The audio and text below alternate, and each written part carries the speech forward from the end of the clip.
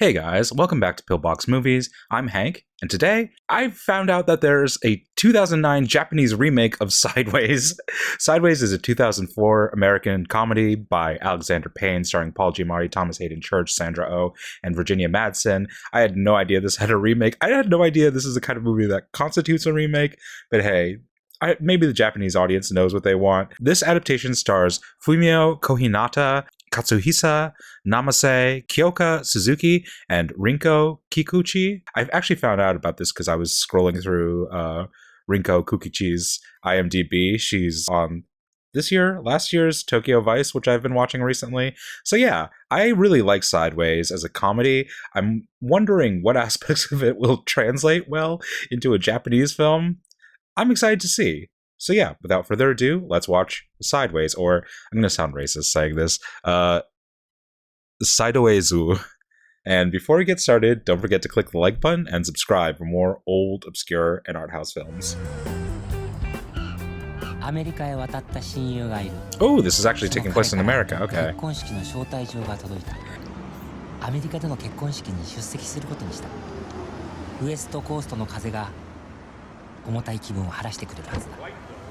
That's an interesting kind of connection, I guess. Having the warm winds of the West blow away the remorse. That's an oddly Japanese recalibration, but I think it's actually pretty attuned to the ideas of the original.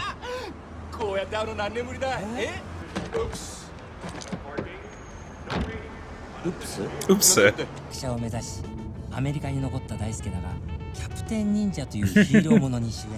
I think this was actually an editing technique used in the original as well. I forgot about this, but this kind of like, I don't know, these shifting frames and stuff. That was like an odd, like, but also like, kind of like added to the fast-pacedness or the comedic, breezy bent of the original. Go see Coppola.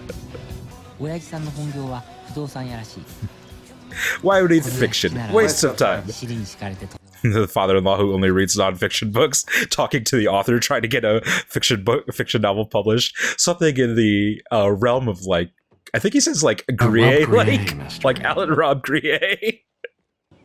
Did you say Brad Pitt? Brad Pitt is going to be in Michio's next movie. Sure, definitely. That's great. I saw him in Thelma and Louise. How old are these people? Can't they make a sequel of that? I'm sure they will. Oh no. He's one of the top screenwriters in Japan. Is that right? I think I can even name a Japanese screenwriter. What are you guys talking about? He said his next movie will be directed by Kurosawa. Kiyoshi Kurosawa.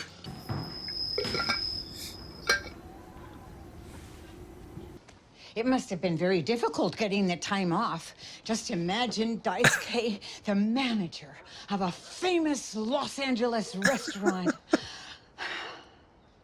And Michio, you're a famous movie writer in Japan. I wonder if they're gonna... This is such a sad scene in the original. I wonder if they're gonna take some money from her as well.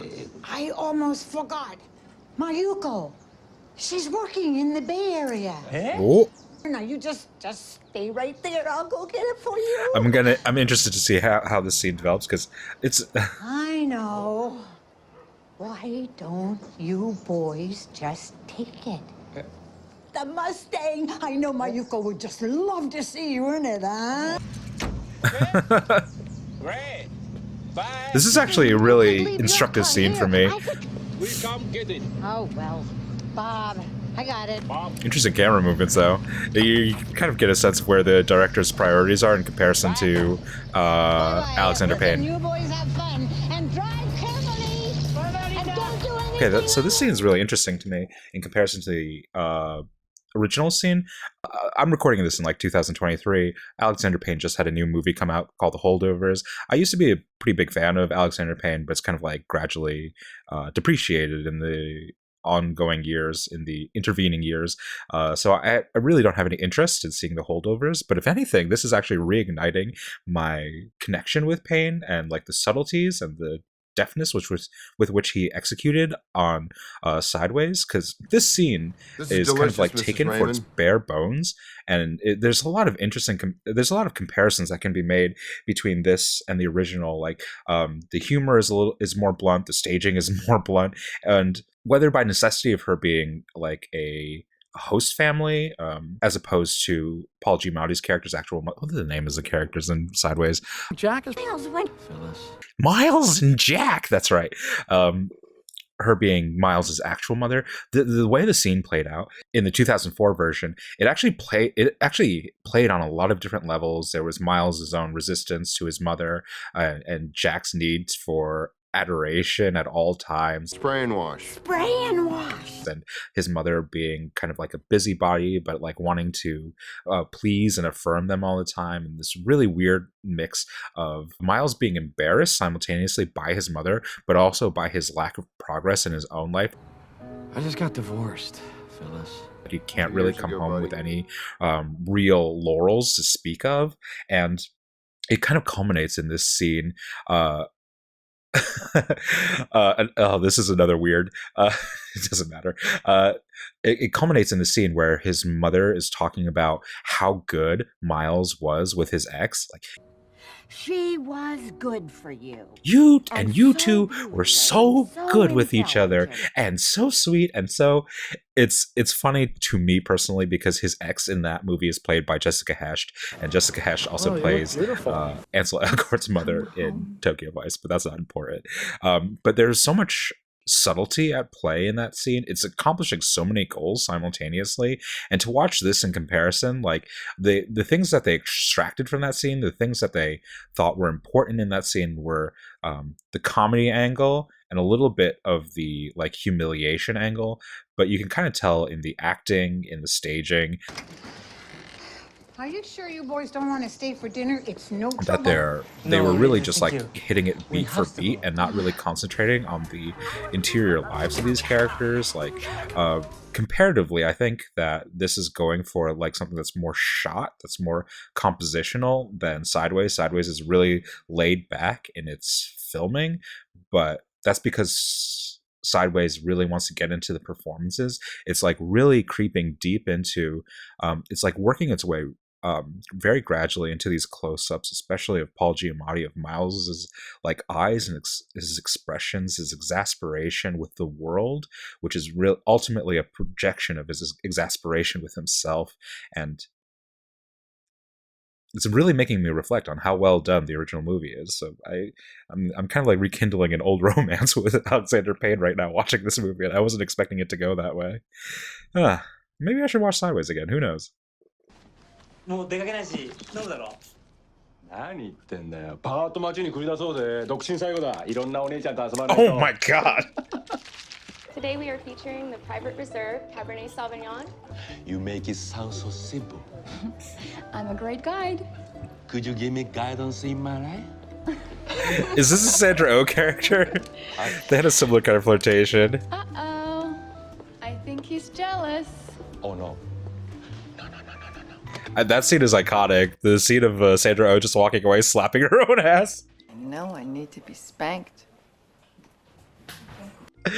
What a breakout for all of the stars of that movie. Maybe not so as much Virginia Madsen, but like Thomas Hayden Church broke out, Paul Giamatti broke out again after American Splendor, and Sandra Oh definitely broke out.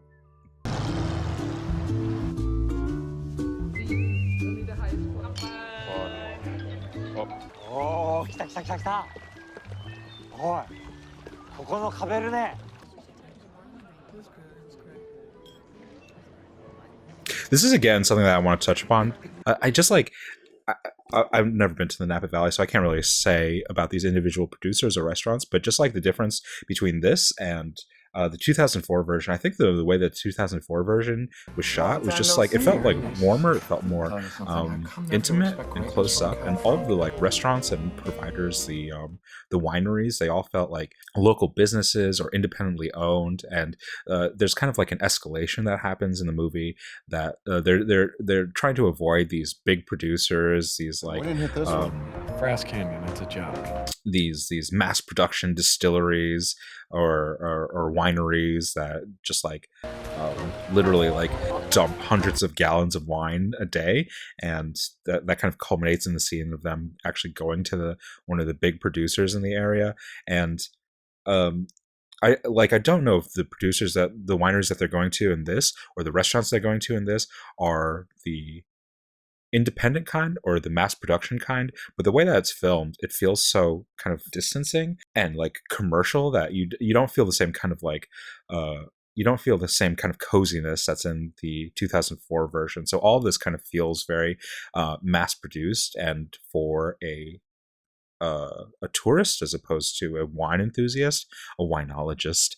And yeah, it's something where like the detail and the familiarity of the 2004 version is something that I'm kind of missing in this. This feels like cheap fake marble and like fake candles and Fiji water and stuff. It all feels like, I don't know, like steps away from a hotel just off of the interstate or something. I don't really want to say all these things to knock this adaptation in particular. I think this so far is serviceable, but I want to say it to like commend a lot of the decisions that are made in the 2004 version.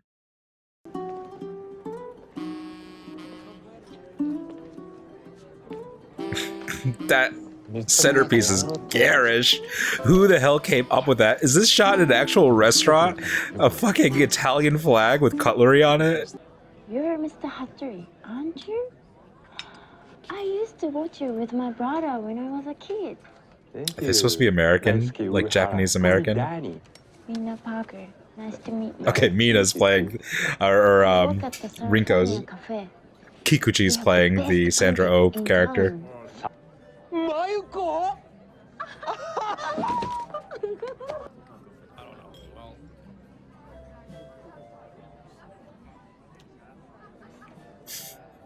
I guess Rinko Kikuchi is a good actress as far as Japanese actresses goes to play a Japanese American. I mean, she has a lot of experience with international productions. I guess her English has to be pretty good. To a Japanese audience, her English is probably very, very good. She's got that scarf, that alt girl scarf, so that you know she's down. でも俺の中のマユコってのはさ、もっとこう積み立てのコットンだよ。わかるかな? No idea what that means. 柔和な雰囲気 I don't even know if Japanese people have cotton in their country. Freshly picked cotton is pretty tight, isn't it? お前変な気起こすなよ。何？おかしいかい？鼻の下伸びてるよ。 He just want a bit of home slice. He's going to be marrying an American socialite. He just wants a little bit of home. Warm remembrances of the home country. マイコがナパにいる間に一度食事しましょうって言ってたよ。I love the frog. I don't remember if frogs are a detail in the 2004 version, but there was a... I remember listening to the commentary, him talking about a lot of the art decoration in the restaurants that they went to had like folktales and stuff on that. And a special point was made that I think Pinocchio was a recurring wall decoration, including the asses, to like signify that these two characters were intrinsically liars. That's something that's been softened a little bit in this adaptation, specifically that these characters lie about every aspect of their life and personalities. You must be Jamaican. Could Jamaican me crazy?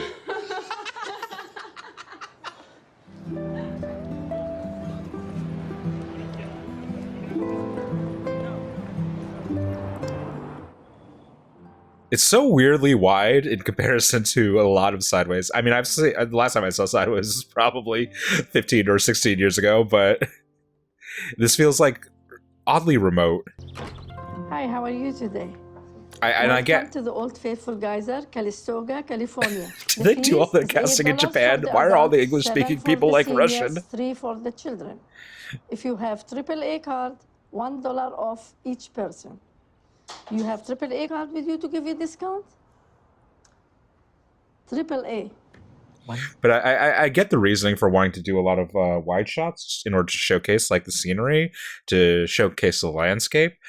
But ultimately, even if this is a travel film, even if this is a comedy, ultimately this is like a character film. Like, you want to be intimate with your lead characters, your main characters. You want to get into their heads, even if their heads are annoying, even if their heads are frustrating. You need to be in there with them to see how they see the world in order to access the story itself. The story is not scenery. The story is people.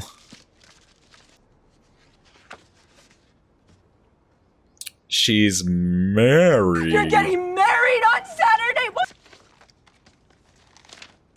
She's separated.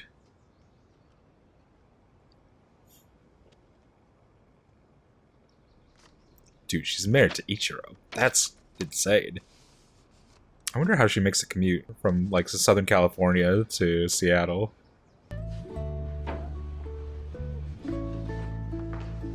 Happy 5th wedding anniversary. Congratulations. Thank you. We've been looking forward to this day. Right, honey? This is a good substitution for the oh, what was the wine in Sideways? It was like a 61 Cheval Blanc. That was the wine that Miles had from his marriage that he was afraid to open because he was waiting to open it if he ever got back together with his ex-wife.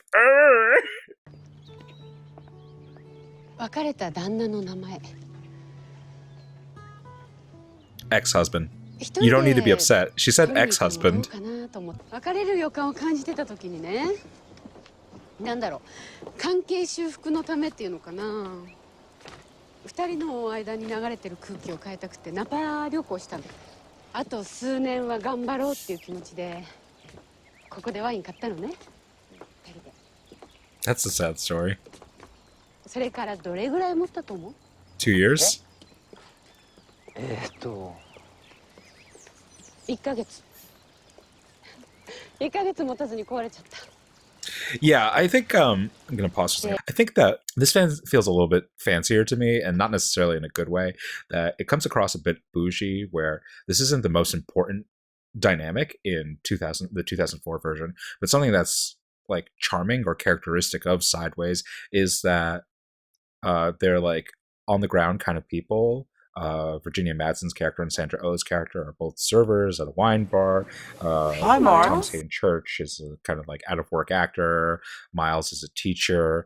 And it kind of has the feeling of a fling or a getaway where the characters know that they have to like go back to the humdrum of their lives. And so it puts a bit of urgency or a bit of kind of like ecstasy or tension within their like summertime revelries. Like they really need to get this out of their system before they are obliged to return to the rat race. And in this instance where Maiko was formerly married to a department store heir, Daisuke is marrying a socialite, it kind of tilts the status of these characters a little bit more towards what I would imagine as like a Nora Ephron kind of summer fling comedy as opposed to an Alexander Payne kind of summer fling comedy. I don't mean this to disparage Nora Ephron. It's just Nora Ephron?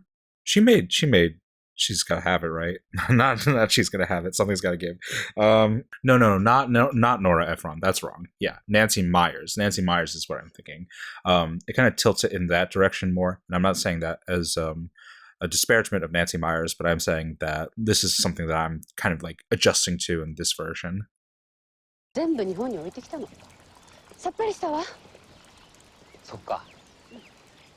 So this is creating. I'm glad this is creating a dichotomy between the past and the present in a similar way. That a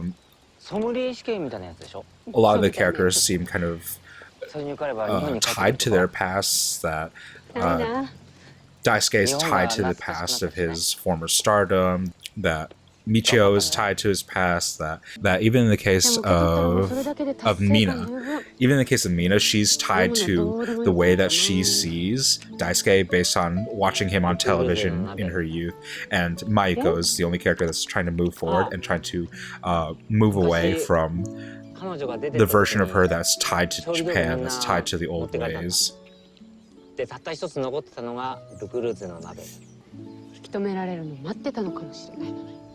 ワインに罪はないんだからさ、この際パッと飲もうよ。 Cheers. バカ強すぎだよ。Enjoy. Oh, I understand now. he thought that they were gonna have like an intimate thing. 先生じゃん。日本に連れて帰っちゃいな。 The ending's not going to be them going back to Japan. It's going to be about him staying here, him starting a new life. Mayuko, try this lamb ragu. It's delicious. There was a ragu in the original version too, wasn't there? She just fed them off with the same fork. What kind of party is this? この料理にはピノノワール。先生、なんでピノノワールに Yes, of course, the Pinot Noir マ scene. イコなんでカベルネが好き？だってカベルネはね、どんな土地でもカベルネの味を保ってるでしょ。 That's why he likes the Pinot Noir, because it's sensitive, delicate, and it can only grow under certain circumstances. Kind of like Miles himself. 土地の特徴は良くも悪くもはっきり出るんだな。おまけに栽培も醸造も難しい。なんでじゃん。そう。でもそんな気難しくてわがままなピノをうまくワインにできたら、他のどんなワインも太刀打ちできない。そして何よりピノは This is one of those scenes where I'm like, why is the close up on Mayuko and not on Michio? I understand that we want to see her reaction, see her kind of like fall in love with Michio, but this is also about Michio revealing himself to us. 先生、そういうとこ That's kind of like a breaking point between Miles and Michio, that Miles feels like a character that's withholding himself from us, and we have to discover who he is. And I think Michio is written as almost like painfully transparent. He's very obvious about his intentions and his wants, and there are some things that he's perhaps disguised from himself that he doesn't know that he wants, but we could take him as like a foolishly honest character for the most part in this 先 version. 生があんなに料理上手だったなんて。意外。一人暮らししてると料理の腕前だけ無駄に上達する。でも一人でご飯食べるのって寂しくない？誰でもいいからそばにいてほしいとは思わない。強いね、先生。けど誰かとこの美味しさを分かち合いたいとは思う。結局寂しいんじゃない。でも結婚したからって寂しいのは変わらないからな。まあ結婚はおすすめ。 I can't imagine doing this in a wide shot. Why would they have this kind of conversation in a wide shot? Who's the cinematographer for this? This is just like some very, very odd decisions in the camera placement. 今日はありがとね。 Can somebody bang in this movie? Oh, Jesus Christ. じゃあおやすみ。 That's also like a small detail. I don't know if it's as relevant here, but the reason that they are sleeping together, because teenagers don't know this, but 40-year-old men shouldn't really be sleeping in the same room together after a certain age. But part of the reasoning for that within the scope of the movie is that they're on like a little bit harsher times than they really would let on, that neither Jack or Miles is really that successful. And so while it may be like a convenience for them to stay in the same hotel room, it's really because they otherwise maybe not can't afford it, but don't want to pay for it. Pay for their own rooms if they don't have to. It's part of the story of why Miles and Jack end up, or why Miles ends up stealing from his mom.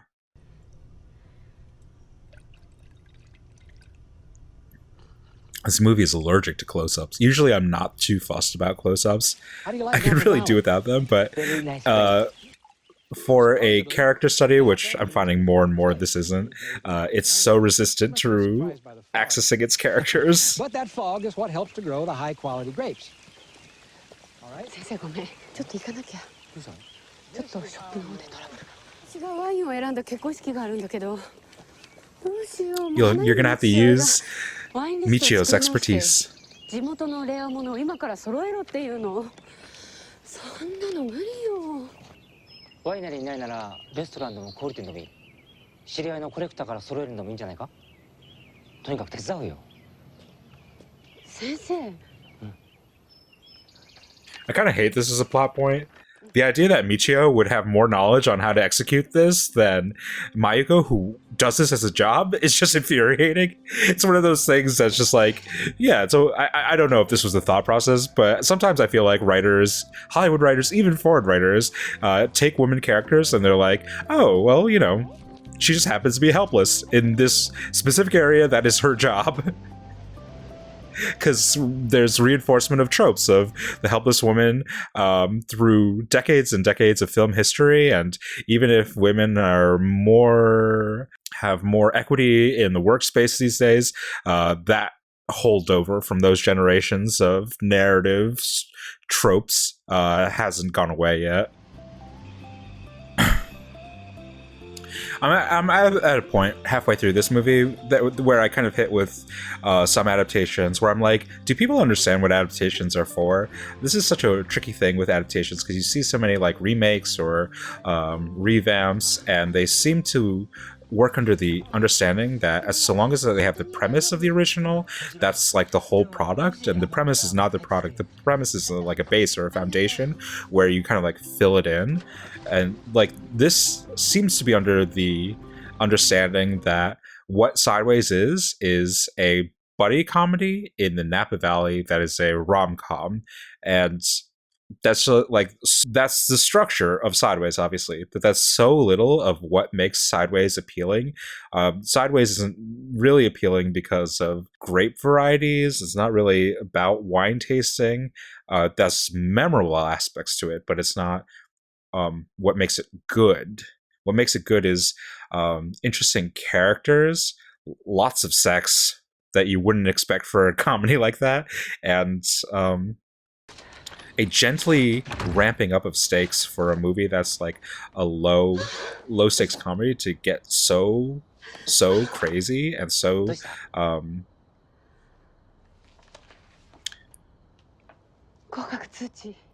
and so manic eventually that it really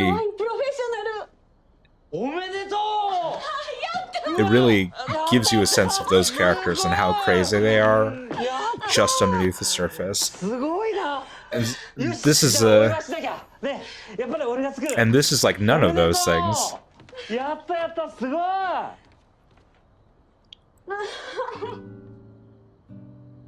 didn't have to make this awkward.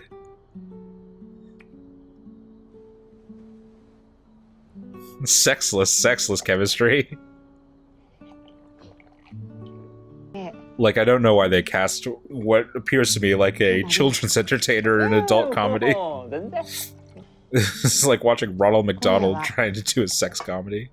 Jim Carrey. It's like watching Drew Carey try to do a Bertolucci film. You know, Roberto Benigni was in Luna. 日本で仕事した方がメリットがあるんじゃないか？損得じゃないの。私がアメリカで働いてることを理解してくれてると思ったのに。What would make you think he understands that?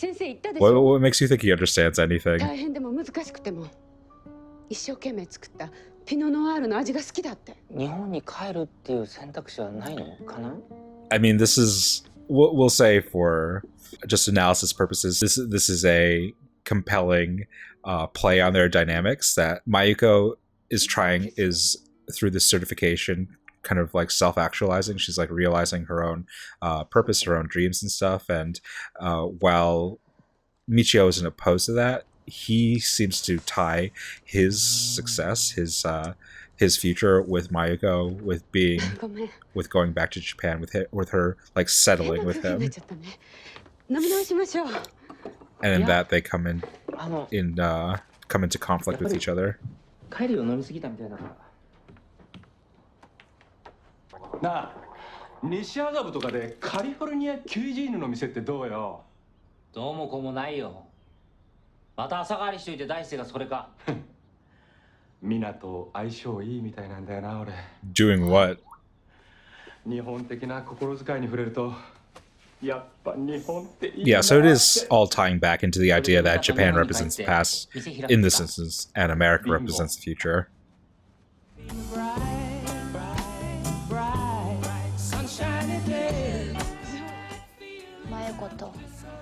Not really much. There's not really a lot of conflict in this movie.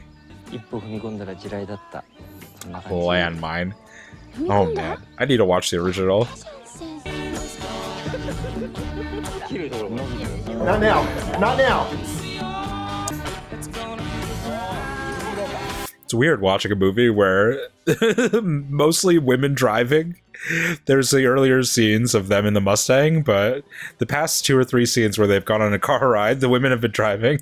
It's not like it's wrong or anything. I'm not saying anything bad about it. It's just like not how an American movie would be structured. You're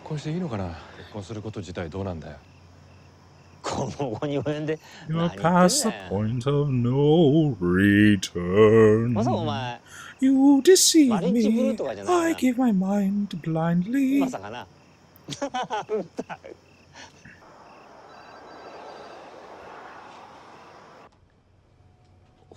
This is where we get a close-up of him. This scene that has no emotional significance. Why? Why are you doing this to us? You're getting married? Sandra Oh is iconic. You said you love me. What did she say after that? I do. I hope you die. You said you love me. I do. よくそれで迎えに行くなんて言えたわね。帰るなんて言ってないのに。ねえ、本当に帰る気ない？ない。 And see, this is also a weird dynamic as well, because the reason that Mayuko is mad at Michio isn't really because he lied. It's actually going back to their previous fight that they didn't know was a fight back then, that Mayuko wants to start a new life here and doesn't want to go back to Japan, and Michio, in his own weird way of trying to express his interest or love for Mayuko, wants her to return to Japan with him.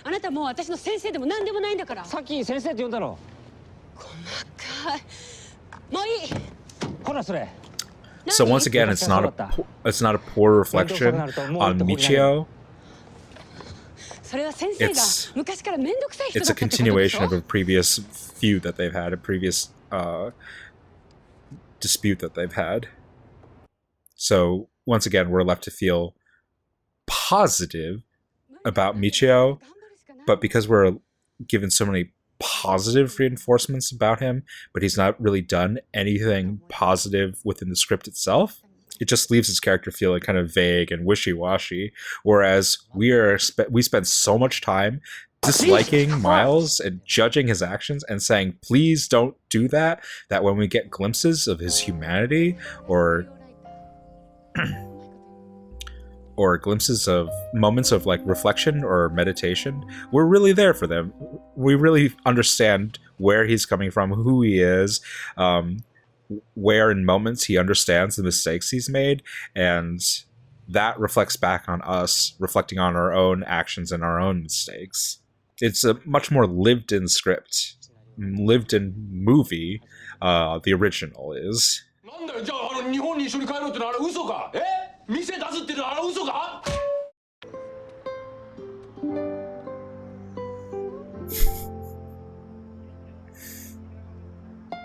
"1961 shovel block. I'm not drinking any fucking Merlot. We were just roommates in college. I'm gonna be a pariah. Persona non grata. Everybody there is just gonna be waiting to see how drunk I get and if I make a scene." You talk to her? Behind my back. You talk to her? I'm a liar essentially. So sort of like asparagus and there's just Edam cheese. Platter of like a nutty Edam cheese. I ran into a door. Looks like they got you this time, Captain Ninja. Don't have sex with the police officer. That just seems weird. Oh my god, why is this happening? Oh, I see. That was supposed to be the server in this steak restaurant. I get it. Oh my god! Now there's sex in the movie. Yeah, like, I mean, but that's like part of the charm of the steak waitress, is that Jack is down on his luck. Everybody's abandoned him. He's eating alone at a restaurant, and then this let's say like she's pudgy server like lights up when she sees him, and it's another moment of like affirmation for him, like getting validation from another person, even if it's not somebody that he would ostensibly be interested in otherwise, but because he's been rejected by Miles, by Rachel, he needs to have this with the server. それが人に物を頼む態度か。 I know I did a bad thing, all right? And I know I'm a bad person. I need this car. I know I am. I know I fucked up. I know I'm a bad person, but if I did, this is will live forever. I'm sorry. It's an iconic movie. Really, I haven't watched it in like 15 years, and I'm not getting these quotes right, but they are stuck up here. I'm imagining this won't have the flopping penis in it. This movie's lost. You know who that flopping penis eventually turned out to be? The big guy from the others in Lost. I didn't expect you that fast. That character turned out to be gay, didn't he? And then he was murdered. Which is just such... If that isn't American TV, I don't know what is.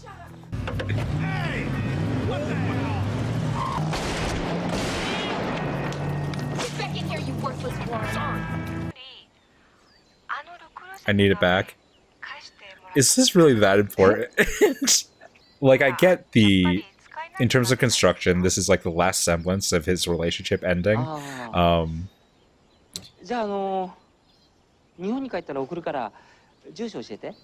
say in this instance, the Creuset pot was not given that much import within the scope of this movie. It's not given the import of a 61 Cheval Blanc. Oh. Oh. Boy, that's wonderful. That's great. Fukuoka is a beautiful city. Did you get to see some November sumo?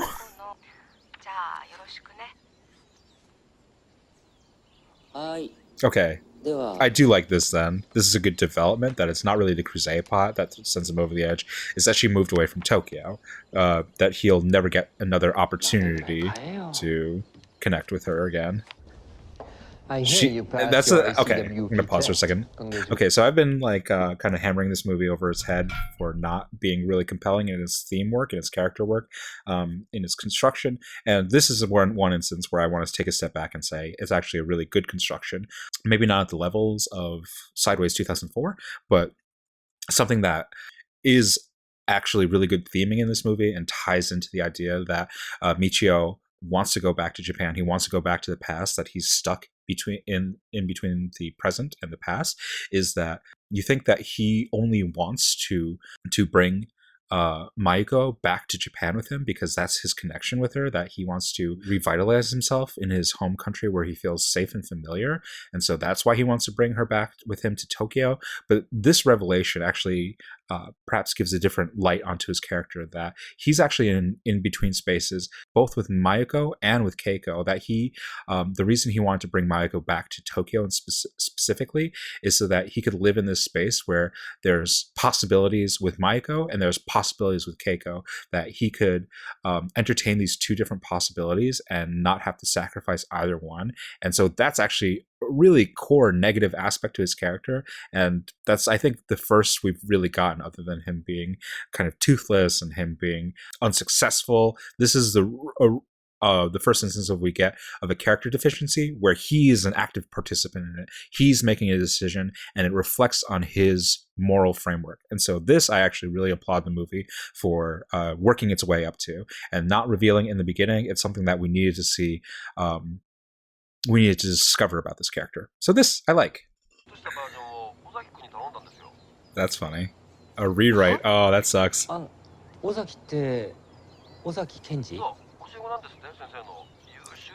Oh, a student of yours. Oh. Sir, this is a winery. We don't sell bottles. Sir, this is a winery, not a bar. Sir, you're cut off. I'm sorry. No more.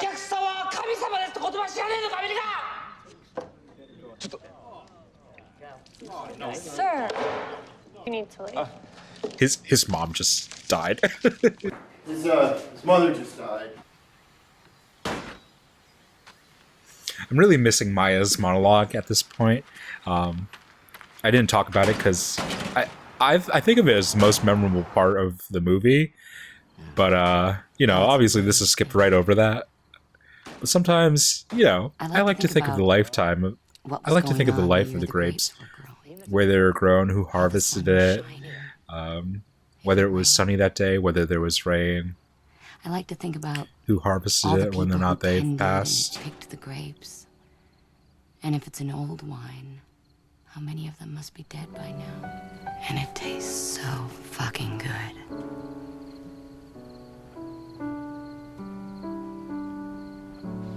This is our Rutherford Cabernet. It's aged in neutral French oak for 24 months. And it... Hi, John. Terry. Hi. Hey, I don't believe a word he says. Actually, this is John's vision of what this region can produce. None of those extras thought to laugh. Ooh. Romeo lost Juliet, made a mess of everything because he let someone else deliver his letter. He should have done it himself. I understand now. Neither of them have had their hair styled for a wedding. I'll just say that. Get in the car and drive. You'll have plenty of time to think. This is one of those things where it's just like there's no interior life to this character whatsoever, that he has to have this advice given to him by two characters that aren't really related to him. I mean, obviously, like, Daisuke is related to him, but, like, not emotionally. They're not the emotional core. They're not good advice givers to him. It's like, it's just, it's weird, because I don't know. You could have characters take advice and stuff. He could be, like, fucking... Good Will Hunting or something like that, but his character isn't Good Will Hunting. This isn't the end of Good Will Hunting. This is the end of Sideways. They're two different stories. Oh, trite. This is the beginning of my villain arc. He pushes away and murders her. Sherry left. She's gone on a journey of her own, and you're just gonna have to chase her. I honestly don't think he's worth it. You really shouldn't chase after a guy like that. I don't really... He's gonna hold that over you for the rest of his life.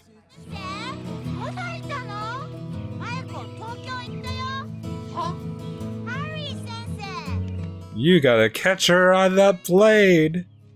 Ugh. Oh, no. Not time of your life. Really? You can't end a movie like this. That's ridiculous. Oh, bad. Why would they spend money on this? Okay, well, that was bad. I mean, like, it's not offensively bad unless you, like, really love Sideways. I really love Sideways, but I don't think, like, its reputation is damaged by a superficial remake made in Japan.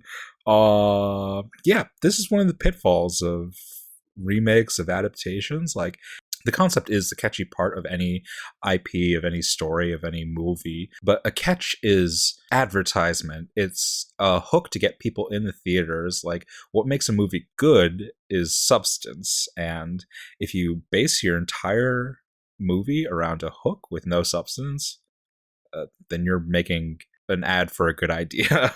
Anyways, that was Sideways. If you've never seen the original, I would recommend checking it out. Parts of it has probably not aged well in the 20 or so years, but incredible performances by the four leads. Knockout performances by Thomas Hayden Church, by Paul Giamatti, by Virginia Madsen, by Sandra. Oh, my God. This did not have that. In the meantime, don't forget to click the like button and subscribe for more old, obscure, and art house films. And until next time, keep watching good movies.